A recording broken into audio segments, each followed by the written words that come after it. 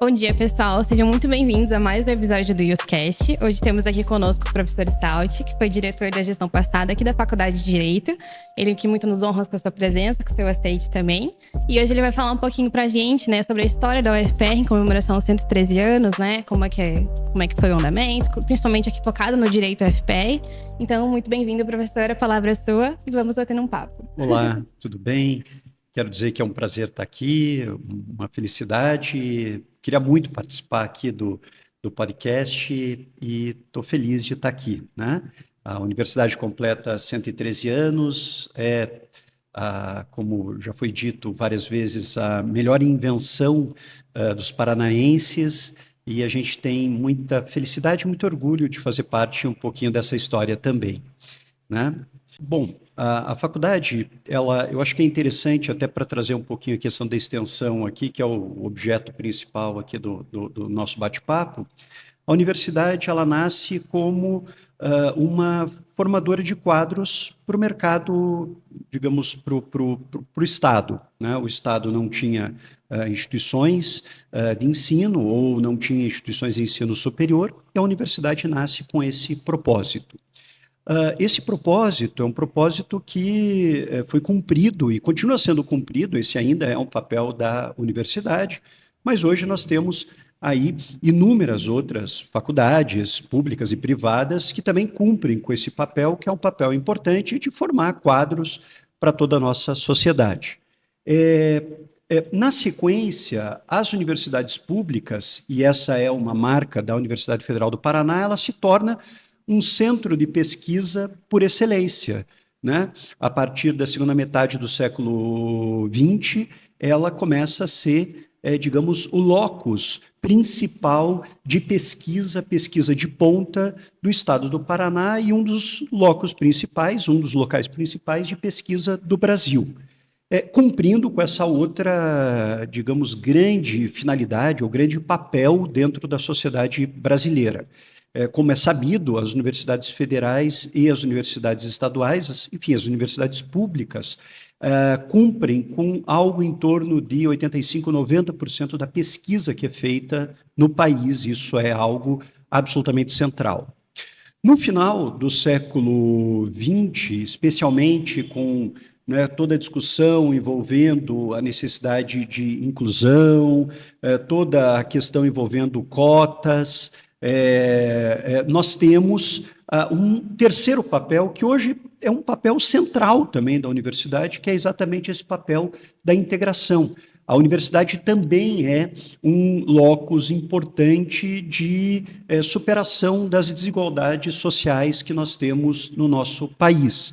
E aqui entra especialmente a extensão, né? A extensão, ela não nasce no início da universidade como tripé, né? Como se diz hoje, ensino, pesquisa e extensão.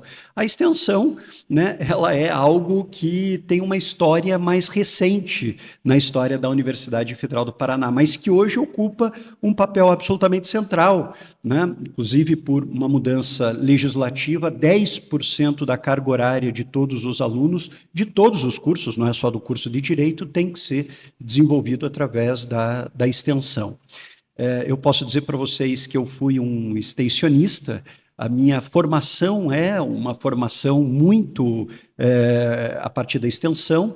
Posso contar essa história depois para vocês aqui, se vocês quiserem, se tiverem interesse, mas a universidade, enfim, cumpre com esses três grandes papéis na interpretação de quem vos fala aqui, que é a formação de quadros para toda a sociedade, quadros técnicos, né? Aqui são formados médicos, advogados, promotores, juízes, professores, engenheiros, educadores, enfim, uma infinidade de formações, né? De expertises. Aqui é desenvolvida a pesquisa de ponta no nosso país, e aqui também é feita uma extensão com muita qualidade, com muito compromisso social também, né? Essa integração entre a universidade e toda a sociedade, essa resposta que a universidade tem que dar também para a sociedade brasileira. Isso aí. A extensão é a gente, né, nós como extensionistas sempre ficamos com essa questão, né, tipo de como implementar a extensão na faculdade, né? A gente, pelo menos no meu currículo, vai ser o último que não vai ter extensão na grade horária. Então, a gente fazia extensão por querer mesmo, né? Agora o Sim. pessoal, ele é obrigado a fazer, mas isso é justamente para eles já entenderem por que eles estão aqui, como que eles vão fazer essa troca com a sociedade, né? Como que eles podem ajudar nesse sentido. Então, é muito importante, né? E por isso que está na nossa grade horária agora, essa justamente a implementação desse tripé, que é a extensão também, que faz parte do conjunto da pesquisa e de tudo que a universidade é, né? Então, queria agora ouvir, fiquei curiosa da história Sim. do professor que é a extensão.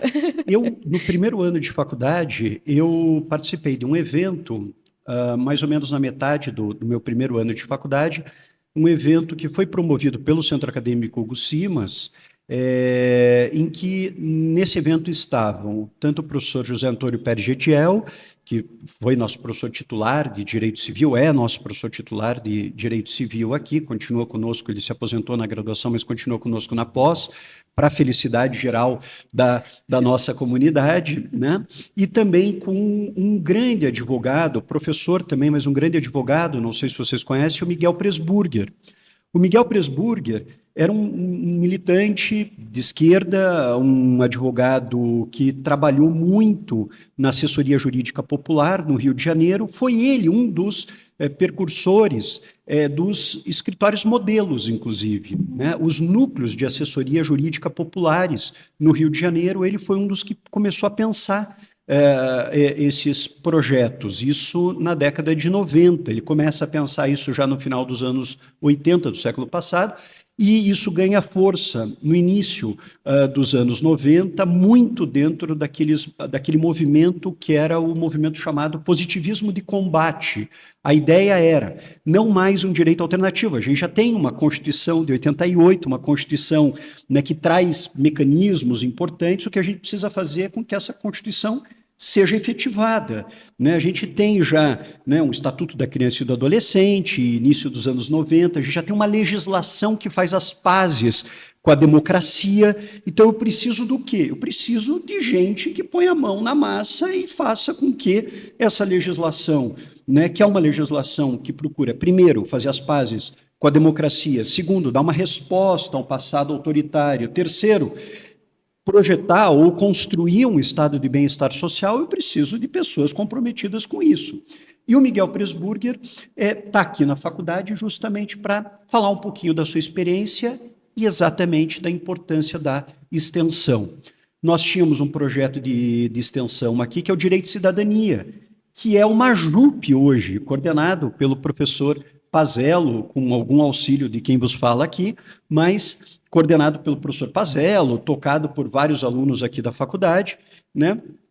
E o Direito de Cidadania, coordenado na época pelo professor Gediel, com a coordenação de alunos também aqui, um deles era o professor André, o doutor, porque ele é diplomata hoje, né? André Passo,